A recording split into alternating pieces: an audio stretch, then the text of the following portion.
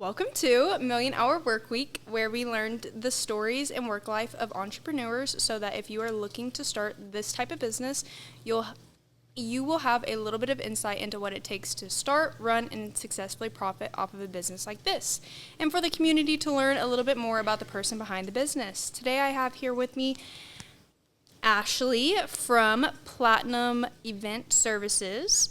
Thank you so much for being on the podcast. How are you? I'm good. How are you? Good. Okay, tell us a little bit about yourself. Oh, well, I am a Capricorn, so this is probably pretty hard for me. No, it's good. Let's see. I've been in the restaurant industry a really long time.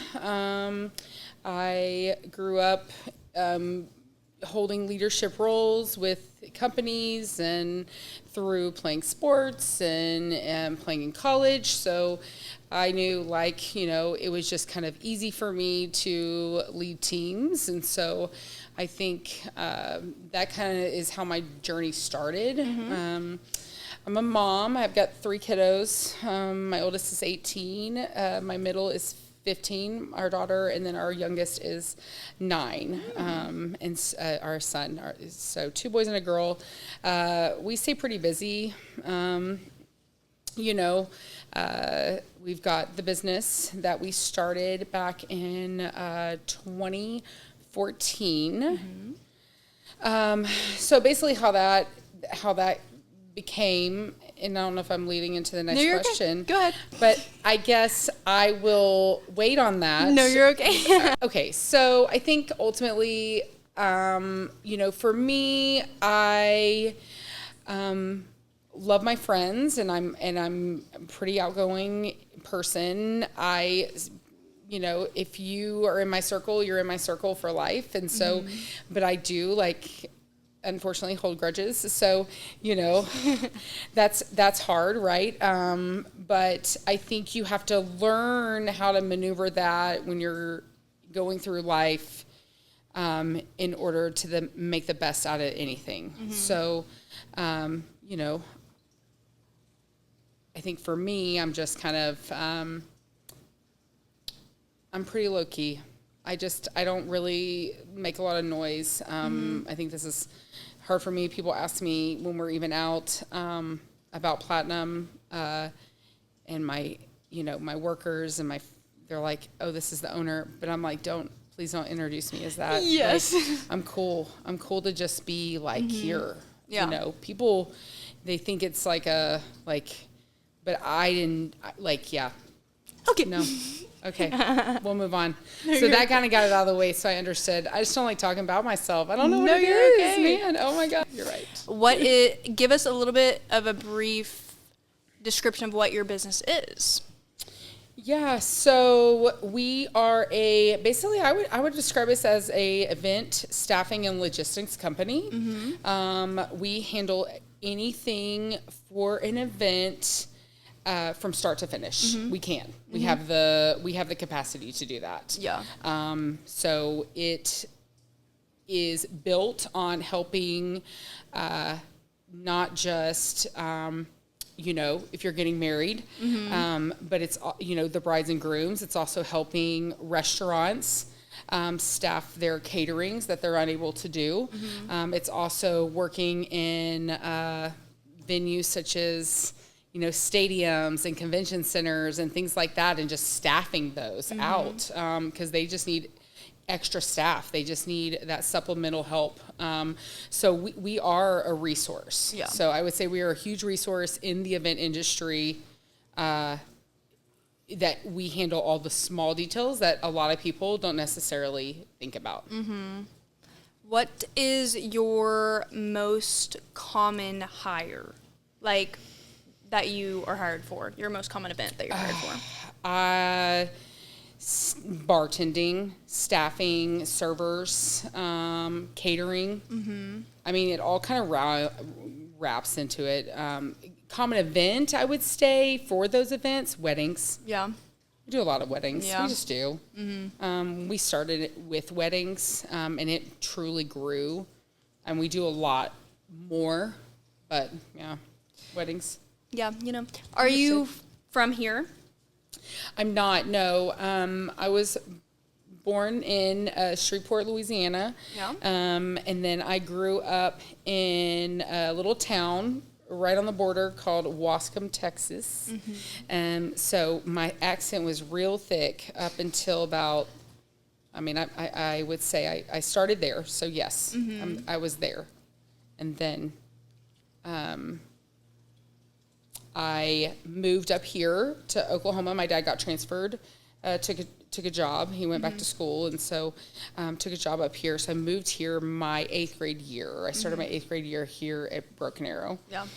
So my accent was real thick, and people liked me just because I had an accent. And, Yeah. You would think Oklahoma, but really there's not a lot, unless you get, More really, southern. Yes, Yeah. more southern. It's pretty strong down there, so you never realize it. So, Yeah. What did your parents do for work? my mom has always worked in the nursing field. She worked for many doctors as their assistant. Did scheduling, all the things.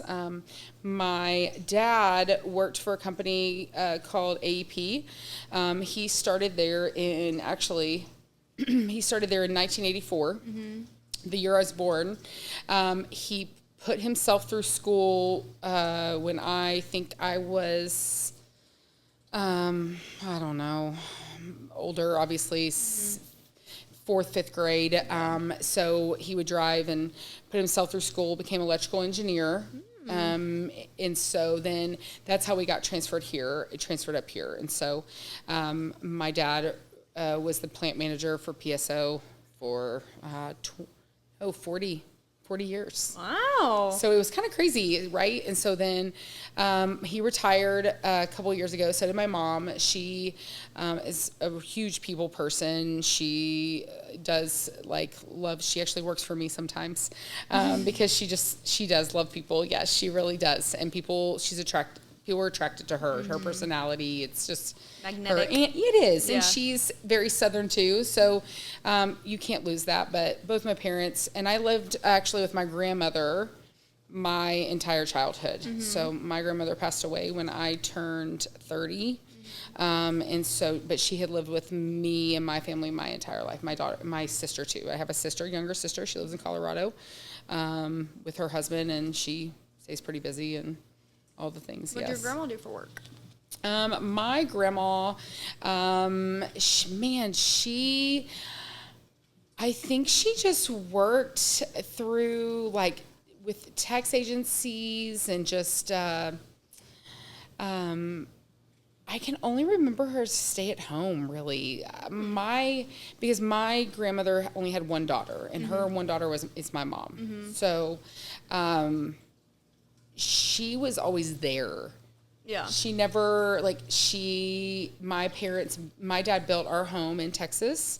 And so he put in a mother-in-law suite. So my grandmother lived with us, right? But she would be there. So my parents worked full time. So my grandmother would be at home, and she was Italian. So she cooked all day long, morning till night. She took us to school, got us home. So, my memories of my grandmother are very vivid because majority of my time was spent there, you know, so with her. And she moved up here to Oklahoma with us. She had a big Italian family, and her parents were immigrants into the U.S. as well, so moved here. So I think it'd be interesting to kind of look into that a little bit. I think, for sure. What did you think that you wanted to be when you grew up when you were younger? Oh my gosh. So I wanted to be a marine biologist, Oh. actually. Oh, nice. I loved dolphins, and Yeah, I was infatuated with them, and actually for a much longer time than because I have kids now, and so I'm always that infatuation will pass. Yes. It will be okay. Yeah. But the infatuation was pretty strong, and so it lasted for a really long time, and then I realized I did not really like science or math. I did well, and I took the classes, but I just... You're I don't want to do this for life. I do not. Yeah. No, I did not. So then I, yeah, so that's where I was there. Yeah. But it changed over the time, Yeah. Is there any moments from your childhood that you can look back and remember that you think shaped your work ethic? I mean, when you have to start paying for things. That's true. That'll kick you in the butt for sure. Real I mean, bills. I think it just, my parents, they took really, I mean, I did not, I mean, as a kid, I didn't have to want for anything. Mm-hmm. So I don't take that for granted when it comes to just like having the opportunity to be able to, because I played ball through school, mm-hmm. and I also worked full time. So I did work when I was in high school, all through high school. I actually started working when I was 14 because my dad was like, no, you're working. Mm-hmm. So I worked at a TCBY in pretzel time at the age of 14, then worked several different jobs inside the mall, from Foot Locker to the candy store to Talbot's, like, Finish Line, like all the things, right? So it's just, yeah, if you want some money, I mean, yeah, mm-hmm. I mean, you probably need to be working. Yeah, yeah. Did you feel like you were more of an independent child, or did you feel like you needed to be guided? No, I would say I was more of an independent kid. Yeah, for sure. Did you ever feel pressure from your parents to succeed or to take a certain path in life? I wouldn't say path. I would say succeed. Mm-hmm. Yes. I think that was, I mean, I had an internship one summer. I worked at the restaurant. I was also babysitting, and my dad's like, hey, you probably could use another job. And I'm like, I don't know where I'm going to fit it in at. And so I think I'm very much like him in the way of work. And so that's where it's, that's why he's not retired anymore. He went back to work. So it's like, okay. What would you say success looked like in your household when you were growing up?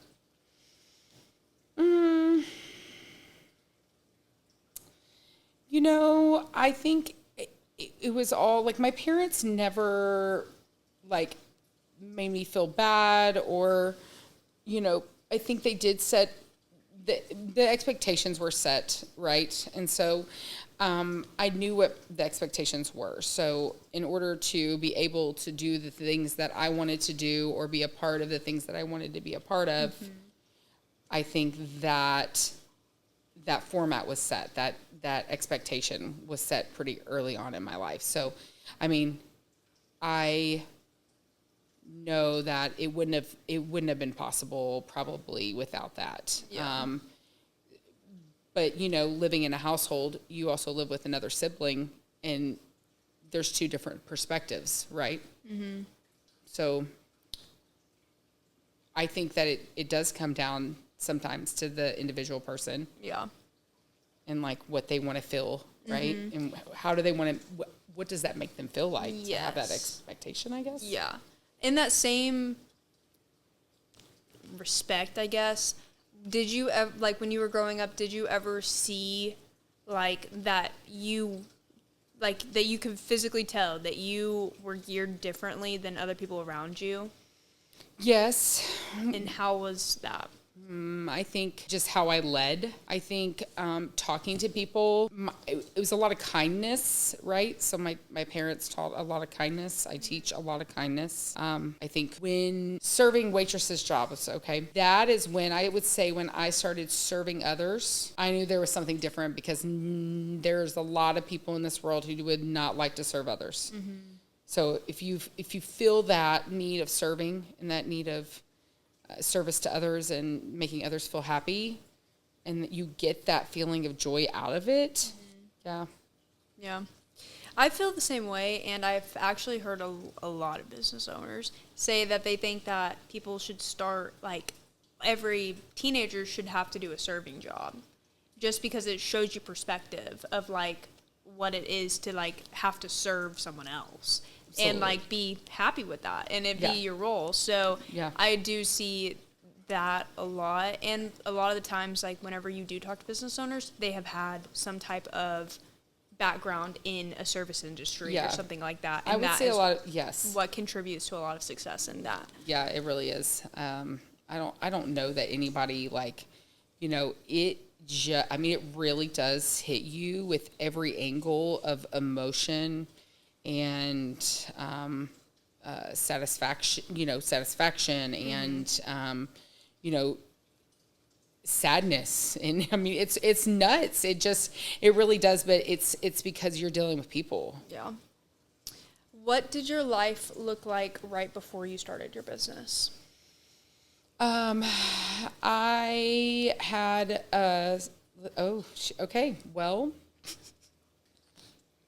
in 2002, I had my oldest. He's 18, so I was 22 at the time when I had Braden. I still had a semester left of college, actually. So at the time, I had this grand plan. I was going to move down to Texas, and I was going to go into fashion design and merchandising. I wanted to design windows for Macy's. That was like what I wanted to do. So I got a degree from OSU. I got a degree in fashion design and merchandising. And then in 2007, my son was born. 2002, I graduated high school, and then my parents probably would have murdered me. But 2007, okay. So 2007, I had my son. I worked. So then my plans changed. At the time, I was working at TGI Fridays. At the age of, I started there in the age of 16, and I worked my way up. So I was a host, a server, and then I got pregnant with my oldest, and then I became a bar manager.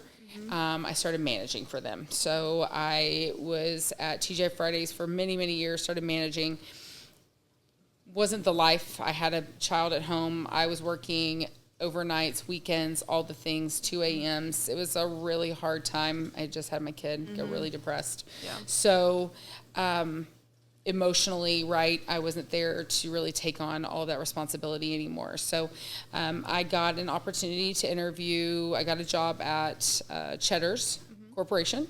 At the time, I was also interviewing for a position at Cancer Treatment Centers of America as like a culinary supervisor there. So I did that. Went to go to Cheddar's because I needed to get out of TGI Fridays. Went to Cheddar's and basically started doing a stint with them. It was I believe it was like a 4 to 6 week program of they run new managers through an extensive training. So you have to train there. You have to go through all the food items, front of house, all the things.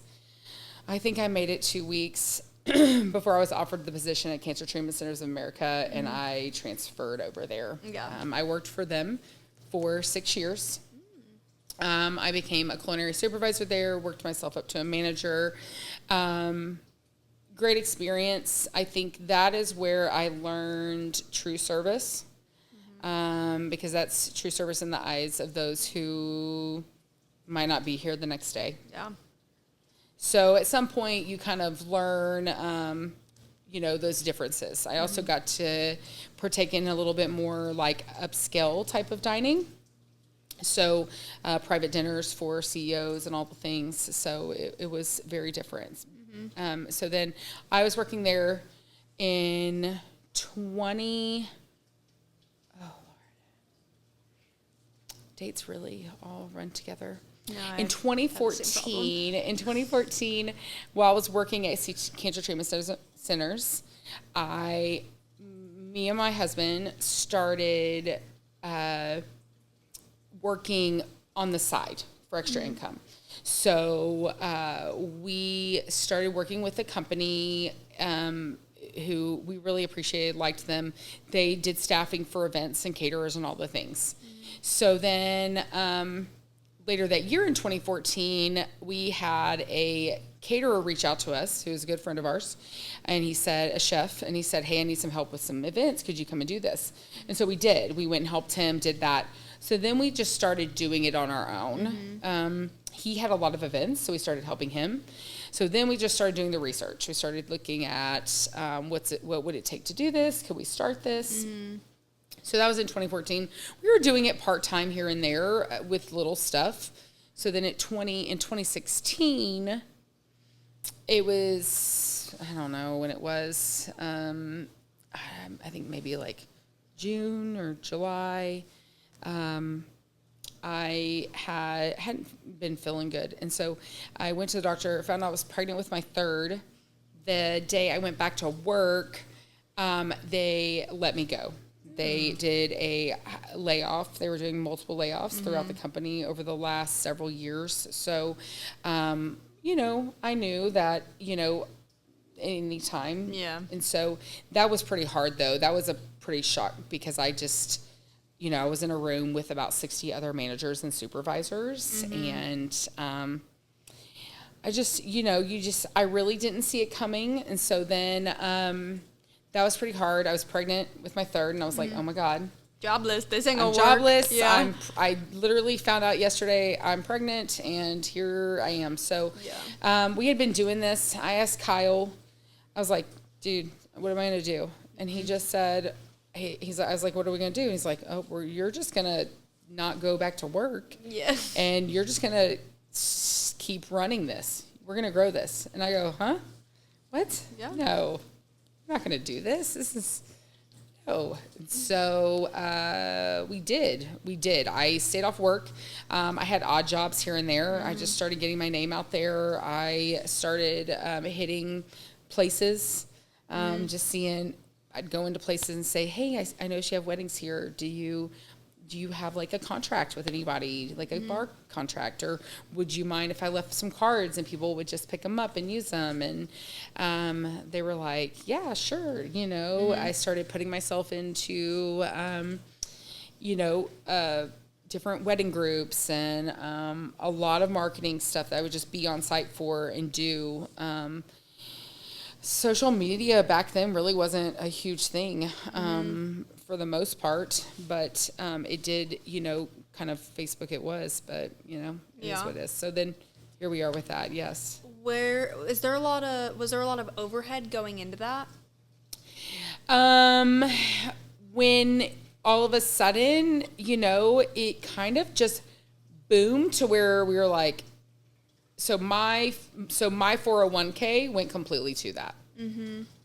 My 401k went completely to that. That same year my son was born, my husband lost his job too. So now both of us were unemployed, brand new business, brand new baby with our two older kids. Yeah. Right? And so we put basically all of our 401k into the business. Yeah. And you're like, hey, it's either going to sink or swim. We're going to find out. We just said, we're going to work. I mean, a lot of nights in my garage. A lot of nights. I printed checks on the computer. Then I ended up writing them. I don't know. I feel like I went backwards there. I'm not sure. There's something wrong with me. No, it's okay. But and then it was about finding the people. Whenever you were starting, what did your guys' schedule look like? Especially since, like, you said that he did lose his job later in that year. How were you guys shuffling 3 kids, a brand new business, and trying to take off and do all these events? My family was a huge help. My mom and my dad, they helped a lot. My kiddos would go over there quite often, especially if we had events. I mean, if we were pushing a couple events on the weekend, it was just me and him were doing it. We didn't have to hire a bunch of people. So it was just me and him. During the week, it was great because honestly, I did. With my youngest, I got to spend a lot of time with him, and he is,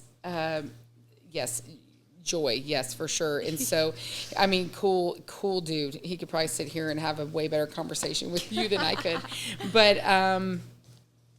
I think that gave me the opportunity to be home with him. But also, I was just working for my computer. Like, I can't tell you when it just it just felt like it just overnight just kind of went because we had caterers who were like, what? You guys staff? You guys can staff? Yeah. Like, I can hire We'll need you? help. Yeah. I can hire you separately and you'll just come to our events and staff this? Yeah, absolutely. That's what we'll do. So, if you could go back, would you start the same way you started? Or would you change something? I would probably say that yes, I would. I would change probably one thing, and that's probably we would have built the business plan first. Yeah. Right now, we have just but what it started as was a staffing. Mm-hmm. Like what it is now, I don't even know that. Like you know, yeah, he it knew. Just evolves. Yeah, into other things, I mean, he knew. I mean, he did. I mean, I know Kyle knew. Like I know he knew. Yeah, where it could because you know, for him, he worked with project managers, and so when he looked at me, and then he just saw a project manager. Mm-hmm. So, you know, that's what it is. Like, yeah. We're literally project managing every single event that we do and put on. Well, that's nice, especially since he came from that position. Now that it's kind of like easier to go in with like kind of a strategy of like thinking like this is a project, you know?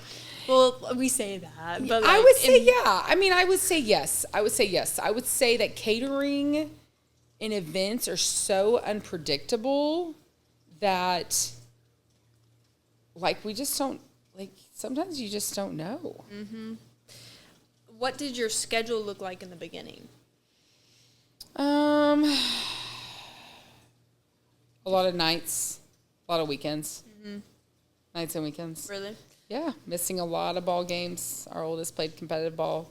I missed so many games, so many things. Yeah. What did you feel like you were sacrificing during those times? Yeah, time with my kids. Missing events. Yeah, for sure. Yeah, and I mean, they saw that though, you know, like, I mean, my oldest, like, I think it was probably the hardest probably on him. Mm-hmm. But he works for us now. And so, I mean, he sees it. Yeah. He sees the vision. Yes. He sees it because he just, you know, like he's been in it so long. And so he is a person, I talk to him actually a lot. So for me and him, we have a lot of grown up conversations and, you know, I think it's easy for him too, because I'm, you know, me, I prefer, like, I could sit there in a conversation and just listen rather than talk, because I don't know if it's like my whole life, it's just been like like, I was raised to kind of stay quiet, be respectful. Yes, ma'am. No, ma'am. Yeah. Like, spoke when you're spoken to. Yes. Yeah. Yes. So. Yeah, and that's honestly how I was raised as well. So being an interviewer, it has been hard for me to get out of my shell and like be able to carry on a conversation. Like, yes, I was in sales, but I was selling something. Yeah. Like, it's a very start-stop conversation. Like, I don't have to then kind of grasp into like the different aspects. But you don't want to talk, like, I can't, it's very hard for me, like, to talk about myself or even be given a compliment about myself. It's never been easy for me to accept those, or like, and so, I mean, I would say maybe now, like, that I'm in my 40s, it's a little bit easier. Starting to get a little bit easier. Yeah, because you look around and you're with all of these like amazing women, right? And these people around you, and then you're surrounded by them, and they look like, you can feel their energy. You can feel that they've got your back, you know? And I think that's really, really important, because I don't think that it's at a young age, that feeling is not, it's hard to find. It is. Yeah. Absolutely. In that same aspect, whenever you were starting, did you feel like you had a community around you? I think I had the community of like my baseball moms. It's weird. Like, people get in, like, I really think that people get into youth sports for the camaraderie of having friends. Yeah. I would say just in the fact of also the church aspect as well, that community. Yeah. Because as humans, we yearn for human connection. Absolutely. Like, at the end of the day, that's what life is all about. Yes. Like, so I do understand like the want for community.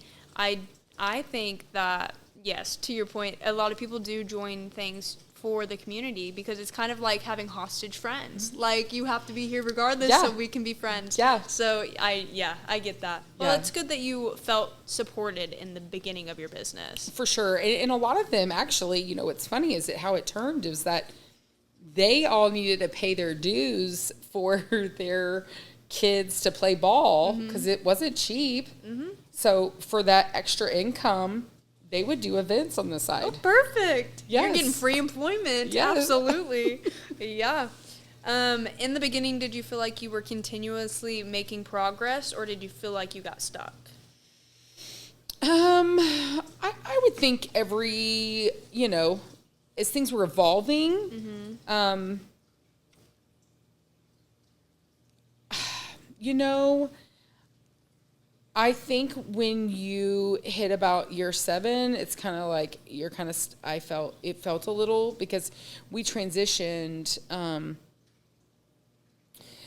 well, actually in 7, it kind of felt like we needed to do something like else, right? Like ramp that. So then in year 10, or, you know, year 7, we needed to do something else. So then that's kind of when we went into the mobiles. So then at that point, then we started bringing on all of our mobile cars that we used for bars. How did you get into that? So actually, we did bartending. We actually met these 2 ladies. Very cool. They had this idea, and so they created this idea. It was called Chug Bug Rollin' Retro Tap, and we kind of started partnering with them, doing bartending with them at their events. Well, then we literally just thought, okay, well, we have this mobile. They're doing it. We're assisting them with setting it up. Kyle assisted them with, you know, kind of with the cooling system and all the things. And so from there, we kind of just partnered. Well, then in 2020, we bought it. So one of the partners wanted out. So the other partner was like, okay, I'll get in on that with you. So I got in on that with them, right? And so we were 50-50 with the other owner. Then she decided she didn't want it anymore. So we bought that from her. So we bought it outright. First thing we did was pretty much, well, I wouldn't say first, but within a year, we decided to trademark the logo on it. Because you can't trademark a car. Anybody can put taps off a window of any car. But they can't take that name and Rollin' Retro like it's proprietary, right? So at that point, so we went through that whole process of getting it trademarked. And so that was really cool. Now it's just a process of getting that Ownership out there as well. I mean, it's the bug has been a slow for us. It's because mobiles, and we have now a fleet of 6 of them, I think. 6 different ones. So not all the bugs. We have other ones too. So tap vehicles. So we've had a pretty healthy year of it so far this year, honestly. But for us, it's like, you know, you get a trademark. What's it for to go to other cities? So you got to grow it, man. Yeah, you have to grow it. Honestly, I think they're the cutest thing. I saw one the other day whenever I was taking my Nana to get her, or to drop off her car to get fixed. And I was like, I just interviewed the owner of that. And she was like, what? I said, that little car with the thing. I interviewed her, or I did her vlog. And she was like, oh, that's so cute. I said, yeah, you can rent that. No, listen, what we imagine is literally pulling, drillers could call me up and say, hey, we want to will you make this in a driller's, will you make a driller's bug with Chug Bug?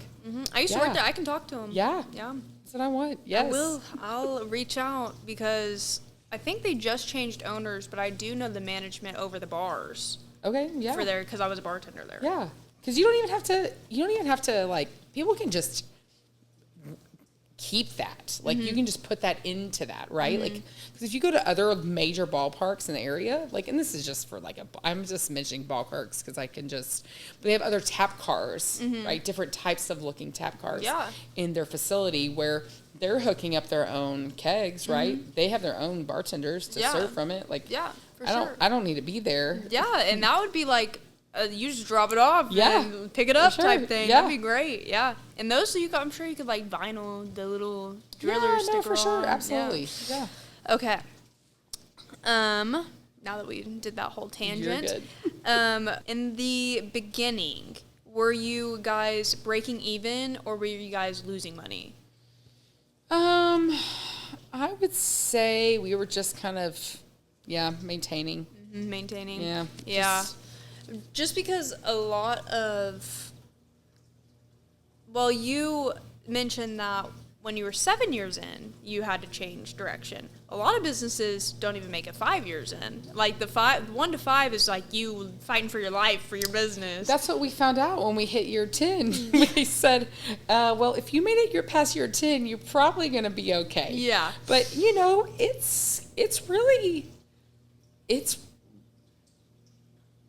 it is not for the weak. Yeah.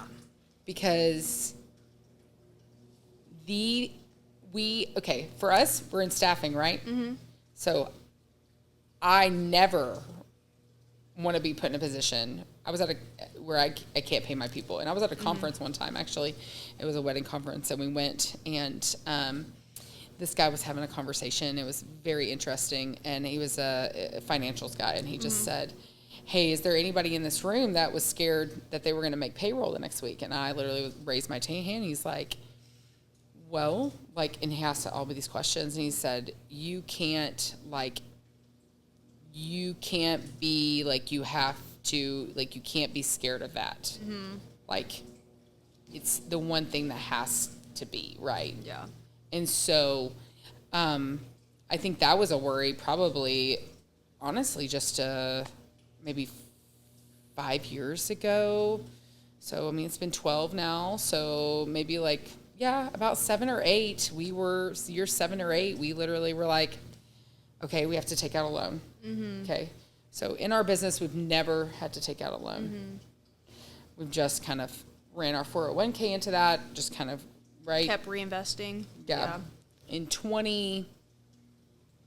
our whole trajectory changed because after 2020, COVID and all the things, and then I would say a couple years ago, as we made the big switch on like having our business go from an LLC to an S corp, because it grew too much to be an LLC. Yeah. For sure. Yeah. And so legally, you want to make sure you're doing it right. Like that's another thing, right? Like, especially when you have payroll. And you got to do all the taxes for all that. Yeah. Yeah. So that was like, right, like that was my biggest worry. Because I would say, I mean, tax debt, we took on a lot of tax debt between the years of 2015 to 2022. Like really. Yeah. Our tax, I mean, it's much smaller than it used to be. Yeah. But you don't realize that until you really, everybody's on payroll. Now everybody runs through a payroll system. I mean, and we started that this last year, I want to say in the beginning of 2025 is when we went through all even staff on payroll. I think that was it. Yes. Yeah. Whenever you started and you were going to do your taxes the first year, were you saving were you putting back the 33%? No. God, neither was I, girl. And they got me so bad my first year of lashes. No. And I had to literally do a payment plan back because I was like, hey man, I ain't got the money. I'm sorry. You don't realize it, like, people tell you that, and, you're like, okay, yeah, You're but like, when you're literally just, it's crazy, like, and we got a CPA, we did get a CPA account to do that, and then I would say a few years ago, we got a bookkeeper. So our bookkeeper is what, honestly, is the backbone. Yes, for sure. For sure. Yeah. Because I do not ever want to get like, I will tell you the year that we got hit the hardest was in 2021. And what's funny about that is that we didn't even like, it was almost like it was that residual from 2020. Yeah, I was going to say. It was heavy. Yeah. I don't know, because 2020 wasn't heavy at all. It Yeah. wasn't a large sum out. That was the year of COVID. You could write off a lot of things, you know, but it felt as if they put it on the 2021 Yeah, they said, actually, you're going to be paying it this year. Yes, Yeah. yes. Yeah. Yeah, you've had a year. It's fine. No, for real.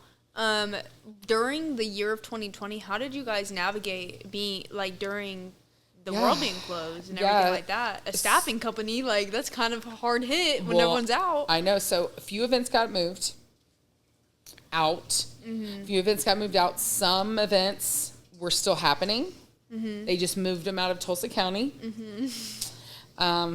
They just did. I mean, you know, we were back at it in July. No, that wasn't very long at all because we closed down in, like, March. Yeah. Yeah. Well, We were back at it in July. We had our big, huge event. It's funny. We had a July event that year, over 300 people. social distancing and all. Yeah. Yeah, it's fine. I mean, hey, I just looked at it that like, all right, yeah, let's do it. Yeah, absolutely. Did you ever have a moment where you felt like you had failed? Probably, yeah. You know, yeah, for sure. I know I have. You know, I mean, the unsureness, I'm like always like, oh my gosh, like, is this going to work? Is this going to do, you know? Mm-hmm. And so I think what's hard is that you're with like, so my husband's, he's not really like that. Mm-hmm. He's like very like, no, it's gonna be fine. It's gonna work. It's gonna do it. We're gonna do it. Like, okay. But like how? Well, we're gonna figure it out. It's gonna be fine. We're gonna do it. It's gonna be great. Yeah. So we actually had a shirt made when we first started. That was. It's gonna be great. It's gonna be good. He's always be like, it's gonna be good. Yeah. So. I have that same issue of like over worrying. Like before I did the first one, I didn't sleep at all the first night. Like I literally tossed and turned all night. And then I woke up and went and did it. But I mean, I need to know everything that's going to happen. I need to know every single option that could possibly be on the table of what could possibly go wrong. And so recently, it's going to sound morbid, but I've been having to do it to like get myself to like stop worrying about stuff. I've been telling myself, well, I'm not going to kill myself tomorrow. So I guess we'll see how it works out. And it's been honestly helping me. Okay. And like, yes, it does sound dumb. I know, it's okay. It has, because like it really just gives my mind a minute to just shut off and be like, yeah, you're right, we can deal with it tomorrow. Like, yeah. And it has like, that's something that I feel like a lot of business owners don't talk about, is like, you are worried about everything. Like, I know we don't try to be, but like we are every aspect, because I mean, one bad day could shift our life. Like, absolutely. Especially when you're putting lots of money into it and time, and like you're like, I need this to work, this is my only job. So it's just things like that to kind of like be like, okay, it's gonna be okay. Yeah. But yeah, it's always right. It's always gonna be okay. And I think it's something that I've had to learn over the last couple of years, honestly. Mm-hmm. I would say it's probably been like some really hard years. And so getting through those, and just like you said, like you're setting yourself up by saying that phrase to yourself, mm-hmm. right? Like you're basically telling yourself, like, we can manipulate our minds. Like we really can, you know, I do believe that. I think that we can project that at some point. You know, sometimes it's easier than others, obviously. Mm-hmm. But maybe it's because maybe we need that consistency. Mm-hmm. Like, and so for you, it's like that consistency, right? You're like, every day. I'm going to tell myself this. I'm going to do this. That's great. I love It does that. help. I mean, I've literally had to say it to myself in bed. Like, listen, tomorrow's not going to be your last day on earth. So, I mean, we'll see how it is on Tuesday. Like, it's fine. Yeah. So, when did it start to get to a point where you could step away from the business of being, like, the main driver and, like, you're now staffing with employees and you get to take some time away? I would say probably a couple of years ago. Yeah. Honestly, when we went to payroll, and we got everything situated. I have a great team. Yeah. Yeah, they're great. I mean, they really are. I mean, and for me, I don't know that I can truly like step away, but maybe not be as involved with, like, because, you know, at first it was just me, right? Staffing everybody, doing all the invoicing, you know, talking to all the clients, like still like doing all of that. Yeah. So at this point, I didn't have to do that much. It kind of gave me a little bit of a break to where then because I do coach too. So, it's kind of like my outlet as well, just because it brings out a different side of like teaching for me. Because like now I work with individuals who I don't have to really teach them. Yeah. Like I don't have to really teach them at all. I literally I learn something new from every single one of them all the time. I mean, I do prefer to work with a team because I think that it's easier to bounce off ideas and the directions with others. You know, especially when you're trying to figure out logistics for an event that you're just like stuck at. Like you'll just get stuck on like this one thought. And so like when more of you are present, you're able to kind of see like, you know, maybe throw out some different ideas. I mean, it's all kind of how it is. Yeah. Do you think that you've had to do like a mindset shift to go from like, I'm going to be the person doing all of these to I need to let all these people know what they need to be doing? Yeah. And have confidence that they will do it correctly. Yes, I would say the last couple of years, I still feel like I was also, I don't feel like I feel like I probably still knew everything to where sometimes it felt like if you didn't tell me, like I was cool. Like, you know, if you're handling it, like I'm good with that just to handle it. So, I think what's hard is I have to I talk to people, right? Clients and things all day long.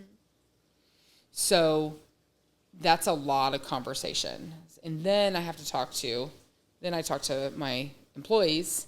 Yeah. And that is, so sometimes I think more now than ever is where I'm going to just probably challenge them a lot more to make the decision without consulting me. Yeah. You want to put the ball in their court. I do. I really do. Because I think that for some of them, it will be a great learning and it will growth for them. I do. I really do. Yeah. Because I think they need it. You know, I think that it's just unsure. Yeah. Well, some people also learn better whenever you just drop them into a situation rather than micromanage them through a situation. Absolutely, yes. Yeah. And I'm not a great micromanager because when Yeah. I micromanage, it's because somebody told me I needed to micromanage, or I'm micromanaging because someone is taking advantage of a situation. Micromanage, does that make sense? Because you need to be overviewed. Correct. Yeah. Because I have to do it. Yes. I don't want to do it. Yeah. Just do what I need you to do, and like it's cool. chill. Like Yes. I'm good. Like I really am. I will let people really just, because I think that people are better when they can have more control of how they're going to do something. If they have at least that backing of me being there, right? Yeah. And encouraging them to make that decision. Yeah. Rather than whenever you're not there and you're like, hey man, I'm paying you to do this correctly. I need you to do it correctly. Yes, sometimes it's not always the case. Yes, it is. Yes, for sure. Looking back, was there ever like a time that you got like feedback from a client about how well your servers did whenever you weren't there and you're like, wow, my team is so good? Like, did you ever have any times like that that you can look back on? Yeah, for sure. I mean, I've had a lot, honestly, lately. We get, I would say over the last few years, actually, we do a lot more Google, like send outs and reviews. Yeah. We send out a review to our clients at the end of their event and ask them for their feedback. And,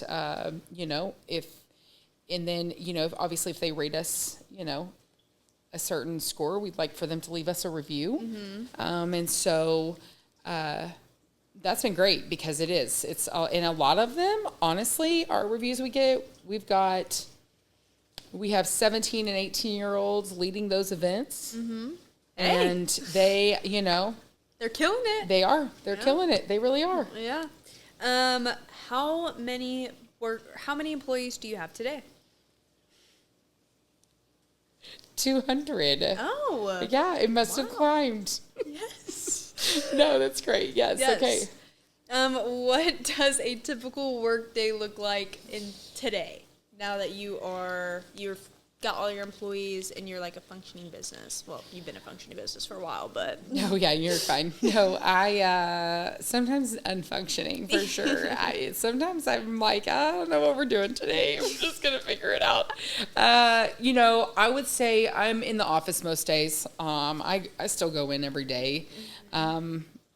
This summer I haven't been as much just because the kiddos are at home and we just moved into a new house in February. So just being able to be there with them through the summer and do things with them, I'm trying to be better about that. But most of the time I am in the office in the mornings, usually there around 9, 10, and then we're rolling out. It just depends on the day, just what we have on the calendar and see how much I can get done without anybody talking to me. And then perfect. If I've like zoned out because I'm all talked out, I'm like, could be early. Yeah, it's fine. What parts of the business run without you besides like the actual events? Well, now payroll. That goes to somebody, and staffing, not really. I don't have a lot to do with that much anymore. I'm pretty much just brought in on the backside in terms of, hey, take a look at it. And so then I find myself also looking at it. Like I looked at it today and was for the next weekend, it was like, okay, if I move this person here and this person here, it's also a game for me. I don't know a lot of, and there are a lot of them I don't know really. I mean, it's crazy because I used to know every single person and I'd be like, oh yeah, call this person. And now I'm like, who is this person? Where did this person come from? Yeah. But everybody's pretty chill. But yeah, I would say that. Yeah. I mean, those things. I don't really handle the social media, but we need social media. So, maybe I need to pick that up. I don't know. How many hours do you work a day now compared to before? Would you say it's more or less? Like whenever you first started to now? I would say, honest answer, it depends on the week. Because some weeks are much more. Like this week, it's a lot. We're heavy with marketing. So we try to keep that all in-house with all like our all of our main people, right? And then like I'm working events this weekend because we just need to fill in, right? Because at the end of the day, there are about 6 core people, 7 maybe core people, I would say, that's like our core, okay? So keeping those individuals working, those individuals getting their 30 to 40 hours a week. So you have about 7 full-time? I mean, probably, yeah. Yeah. I would say about 7 full time. Nice. Yeah. That's a big feat for a 7-year business. It is. And so that payroll, right, is high. Yeah.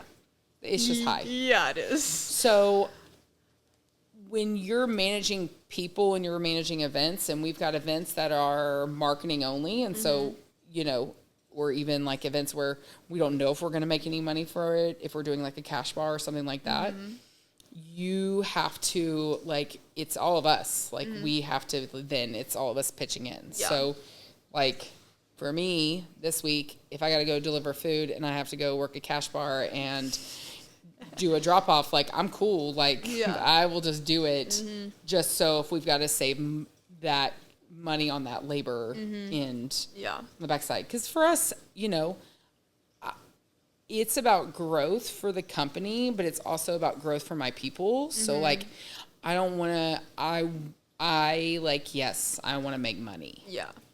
So I don't want to grow huge. Yeah, I don't want to, like, I want to be able to expand more and make money, yes. And the only way to do that is us managing our expenses. Yeah, correctly. And absolutely. And, like, penny pinching. Yeah. Yeah, and you know, we do a lot of things. We give away a lot of things. We do a lot of things for people. We're huge. We love the community. We really do. But like on the other end of that, a lot goes into that. So now, you know, I think you don't realize as a company, when you're a company, you start looking at those things of like, oh man, like, yeah, you really do need a marketing budget, and like, you really do need that, because that's us getting down to the nitty gritty. Yeah. Like, that's us not just being so forth, you know, like, yes. I'm good to, like, I'm good to give a lot, you know, we do, and all of our people do. I just, at some point, when does that shift, you know? Yes. Well, it's also like, yes, at the beginning, it's like you have like a few buckets. And as you get bigger, it's like the buckets just keep multiplying. And then you have to have money in all these buckets. And so it really is like, the bigger you grow, the more categories you have, and the tighter your budget has to be for every category. And the more on top of your numbers you have to be. Because, like, yeah, it might be $1 in, but it's it's 8 ways out, so you have to track that. Yeah. So, yeah. So, now that you are so far in, what do you spend your most time on?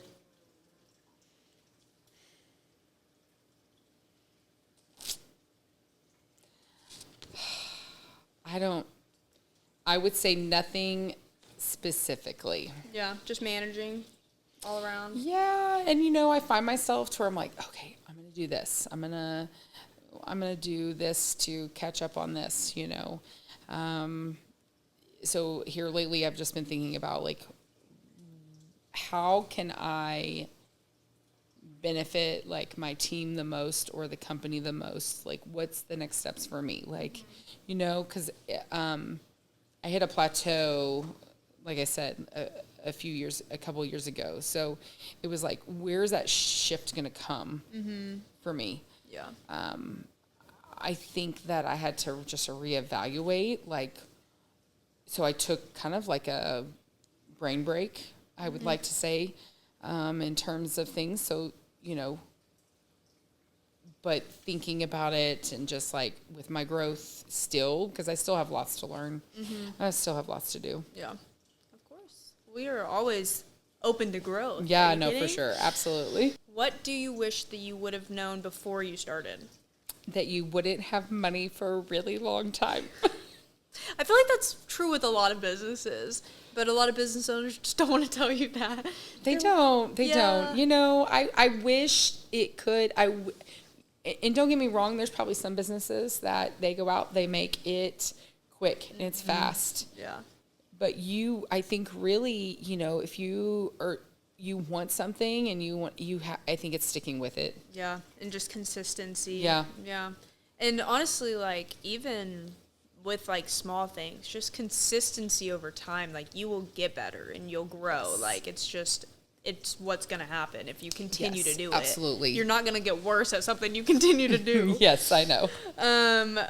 What is the biggest mistake that you have seen in other service businesses? I think it has to do with the scheduling. Yeah. I think for a lot of other service companies, a lot of times they put their shifts up for people to sign up for, and put themselves on events.